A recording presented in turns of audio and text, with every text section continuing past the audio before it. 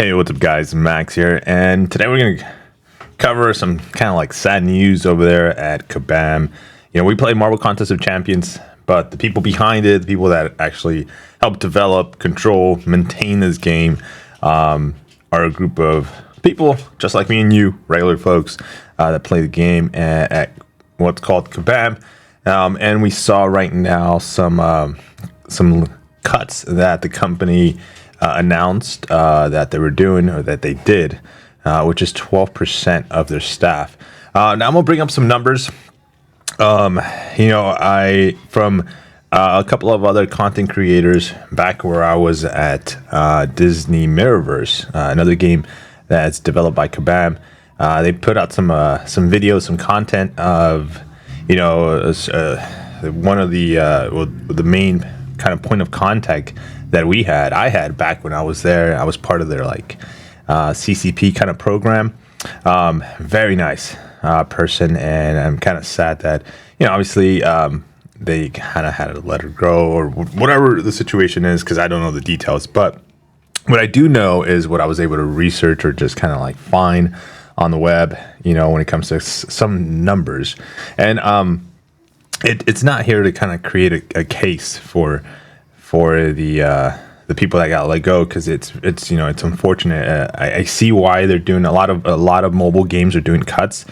This is very common, especially in the tech industry. It booms, and then you ride it, and when it does blow up and it's not as booming, you see cuts kind of quite rapidly. A lot of it too is in the corporate department of stuff. When you see, we'll see kind of possibly why this happened. What does this mean to Marvel Contest of Champions, since Kabam is letting go of their staff? Does it mean that MCOC is hurting? Kind of some of these numbers are very, very kind of surprising when it comes to I kind of knew already, by the way, these numbers in the past. I already knew these. I was kind of I looked at them and I was like, whoa, okay, yeah, these are some crazy numbers. But yeah, let's jump right in. So right here is one of the articles that is going around a post. This is an article by Jeffrey from James Industry Biz, the business, saying the studio lays off 12% of its staff in light of current economics situations, right? So it goes into details as well as back in November, just a few months ago, it laid off another portion of people. It doesn't, obviously we don't know. We're seeing the big chunks of people getting laid off. What we don't know is the amount of people that also got hired in between those, and that's typical. It's a strategy, and it sucks because it messes with people like me and you's lives. You let go of some of your seniors, not long time seniors, but some of the ones that are just somewhere in the middle and stuff, and then you hire new at a lower cost. So you save, get some production, but you save a couple of thousands of dollars over the years until they get bonuses, they get raises, and so on. And then we're looking at okay, it's time to let you go, man. So a lot of this stuff happens. But yeah, this is the second portion of layoffs that they're doing. It just, if you don't know this and you're looking to get a job and you're just okay, is it a place where I think I'm gonna have fun and enjoy and have a good time? I think, if you like this kind of a job, and yes, you probably will. Just it feels like you just kind of be be kind of on the lookout. To be, I'd be a little cautious. I'd be damn, I can't really go out and buy a house, just because I might be in a couple of months they might have some cuts. That's just my personal take on it. It just feels really weird. But all right, let's look at some more articles. So as of I think February, Kabam showed a staff of 170 employees. So ideally, this 12% means they laid off about 20 people. So it's a good chunk. Okay, it's a huge chunk, especially when your whole team is made up out of 170 people. the revenue that Kabam brings is about $53 million. Again, that's huge when it comes to like their numbers. Kabam is a small technology company based on San Francisco with only 170 employees. Annual revenue is 53 million. It's just, it's an alarming amount of money that they come up with. Now, these articles and everything in here, again, this is just from like websites from the internet. So whether this entire information is true, I don't work for the company, and this is just small internet searches that I've done. This, we can go and tap into everything, but just to give you an idea, when it comes to like typical salaries that Kabam pays their employees, they average between $59,000 to $170,000. Medium average salary is about close to $100,000. So this is kind of like, you see kind of like the cost that they have in their teams. And so, when they do let go of 20 people, that's a lot of money that they save when it comes to staffing, because it is a cost. It is something that cuts to the bottom line. So interesting. I was just talking to a friend, kind of works in the tech industry, and it's alarming on how cutthroat these companies are, with developments of other things to make it easier, AIs and stuff. You start seeing like the senior staff, mention a couple of things and say, hey, I got like a couple of employees. I pay them about $100,000 a year. I need you to create something for me, and and then they pay a certain cost, $70,000 or $60,000 to get a better production out of their resources, which is Kabam and their other games, So it's interesting to know that information.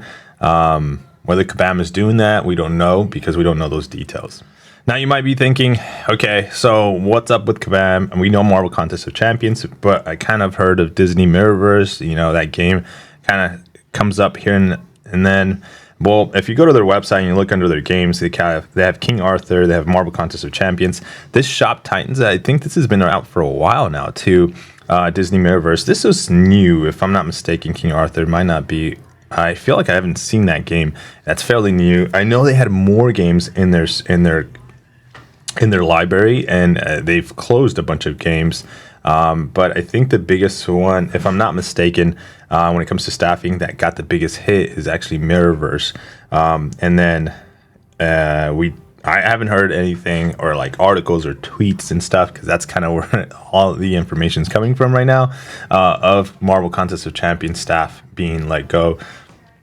They might be tied into these other games, and the way that I've seen that Kabam kind of has their staff is, some of it's dedicated to a specific game, but then some of them kind of overlapped. They get, hey, I need your help in this, and so on. But these are their games. These are what they produce. This is how they get $57 million basically in revenue a year, because of the items that they sell inside these games here. Now, here's some other numbers that we can see about Netmarble, the company that owns Kabam. They purchased them. So Netmarble Corp has a total of 609 apps, including 323 iOS apps, 286 Android apps. Their top grossing app last month was Marvel Contest of Champions. Their most downloaded app was Meta World My City. Again, Marvel Contest of Champions coming as Netmarble's top grossing game at the moment. Out of all, 609 games, apps that they have that can bring revenue to them, Marvel Contest of Champions by Kabam is their top grossing game. So to me, that tells me that, like, if Netmarble owns them, they're gonna be like, this is their goose egg. This is their shining, like, milk. This is their cow. This is the cow that's giving them all that juice, all that money. They would either try to squeeze it to get more, or basically try to like Kabam is going to try to reduce, which is layoffs to show more profitability, and also maintaining more games going, because if they let go of a game, that means they have to let go of a bigger chunk of staff. That just, to me, that would just kind of make what makes sense. But here we see these numbers, and it's alarming again. Very good for Marvel Contest of Champions, as we have some of the most like spenders, and we've seen it across the board. Spenders like that bring in tons of money in towards Marvel Contest of Champions, and so it got me curious to know like how much is Marvel Contest of Champions actually making. So I found this article back in May 23, just a few days ago, of it said, hey, it names some of the most profitable mobile games out there. So the mobile games that have made over $1 billion in the lifetime in sales, and guess who makes the charts? Marvel Contest of Champions. $1 billion, guys, combined from myself, you, and everybody else around us that plays Marvel Contest of Champions. If we all teamed up, we would all be sharing into a 1 billion company. Instead, if it wasn't like Six Stones, Ranko Materials, Champions, we would all be sharing on a piece of Marvel Contest of Champions, Kabam, and their stocks, if we were to spend our money that way instead of buying stuff in game. But here are some numbers again: 250 million downloads and 2.8 billion hours of playtime since as of December of 2019. It actually covers, this article covers the boycott, facing boycotts over balancing changes. It's also notable that the game was removed from Android back in 2016 from China, making him a return to the platform back in 2019. By 2020, players have spent over 2 billion hours of playing the game. All these numbers are just very good, when it comes to Marvel Contest of Champions. I see it that this game is going to be going on for a couple of more years. I can't say like, oh yeah, guaranteed 10 more years, or another decade from now. No, I think we got guaranteed a year that we can count on, and whether within that year it keeps performing the way it is, then we got another year. But if at any time it does drop in its performance, then of course, it just like there are other games that Kabam has had, which we've seen, they just close them, they shut them down. They're like, okay, let's try to get the next biggest and greatest thing. So my thing is, as a company, they're always trying to develop. The thing about companies is they're always trying to create something new. It's like we can't just depend on this one thing, because what happens if it dies out? What happens if players stop being interested? We don't have control over that. We can manipulate and try to have control over it, but if something happens and we lose it, we need to have something else on the side. And that's where we've seen Kabam come out with different mobile games. These are their games that there are in their systems, and you might be thinking, it's like, well, if Marvel Contest of Champions is producing so much income and so much revenue, why don't they just focus on this? There's so much issues, so much lack of things going on between Marvel Contest of Champions and the community. And I would say I don't know the other games, but while I was at Disney Mirrorverse and playing that game, the communication and the overall, like how the community and the developers and just people in charge of Mirrorverse interacted, amazing. Like I don't know if it's because Marvel Contest of Champions over the years has just created a very the company's doing this wrong, but we still love it because it's Marvel and we enjoy all the characters, and we have something like I remember being a kid, and now I'm like 30, 40 years old, 50, and I have like an income that I can throw disposable money into the game, and it's in the thousands that we still stick around. But there's been when it comes to, if it we've seen it around, like customer service, the just interactions, and when we're spending $1 billion as a community towards it, that is probably my only take. This is not meant to be like hey, like, this is what you should be working on, because I am not in charge of Marvel Contest of Champions. I'm just a player. I'm just a customer that throws the money into it. Part of that $1 billion. Yeah, I don't see that. But when I was in Mirrorverse, amazing. It's the same staff. It's the same people. So why is it so different for Marvel Contest of Champions?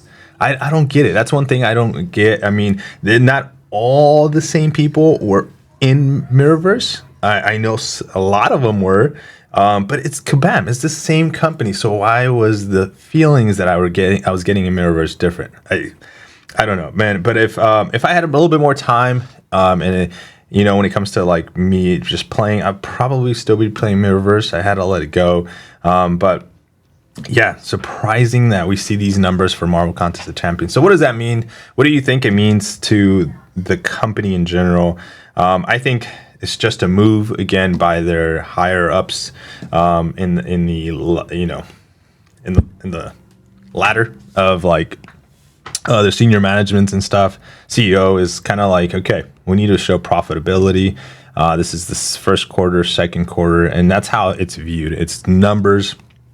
It's no longer like people's lives and so on. So it sucks. It truly sucks, because we've seen articles here. Yeah, we've seen articles like these post. I saw this one. It said here one of the players, one of the staff's names in there that got let go, and I saw another content creator make a video that was part of the KCP, which is the Kabam Kabam Creator Program, I think it was. I think that's what they called it at the Disney Mirrorverse side. But again, like, it was, yeah, like, this is crazy. Like, this just lets you know how that community and the people that worked at Kabam felt, how their interactions and relationships were. Like, you got the content creators wanting to make something nice for the person that was in charge or communication over there. Very nice person, man. When I interacted with her, extremely nice.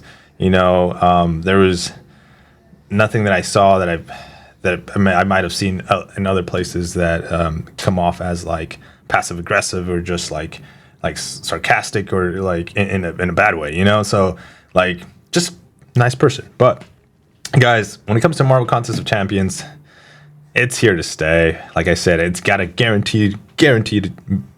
I would even go as far as say 2 years, but a year, 100%.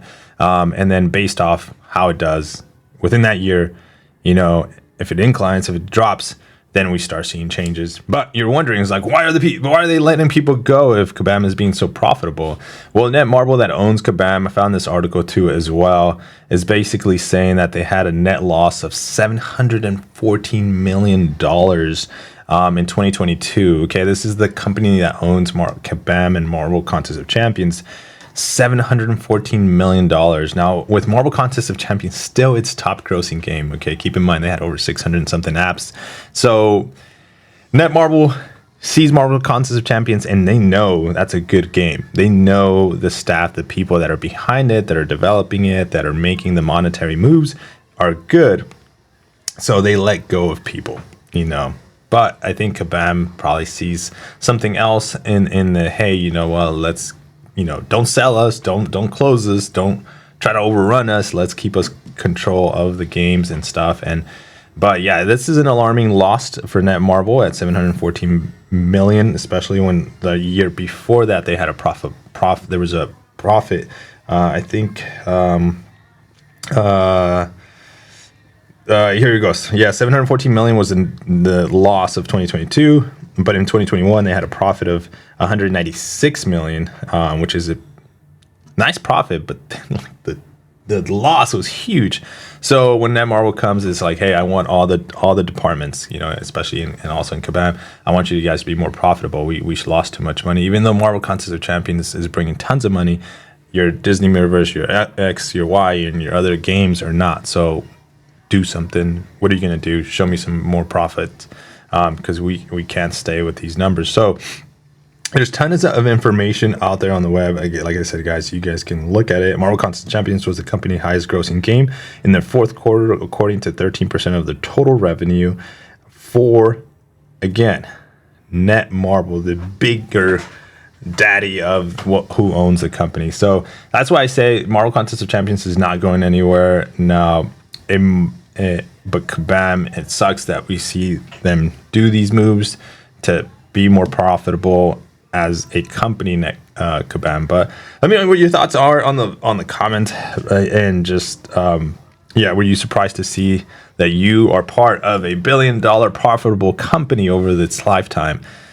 Thank you for buying what you buy, playing, and then it's not just because if you're free to play and you're like, well, I didn't buy anything, but it does help in the hours played, but the people that are buying, that are people that are staying, they're keeping these jobs active, those salaries going, the game going, are the people that are buying stuff in games. So big thank you to you as a customer, myself, pat yourself in the back and tell yourself you just put $1 billion into the pockets of Kabam.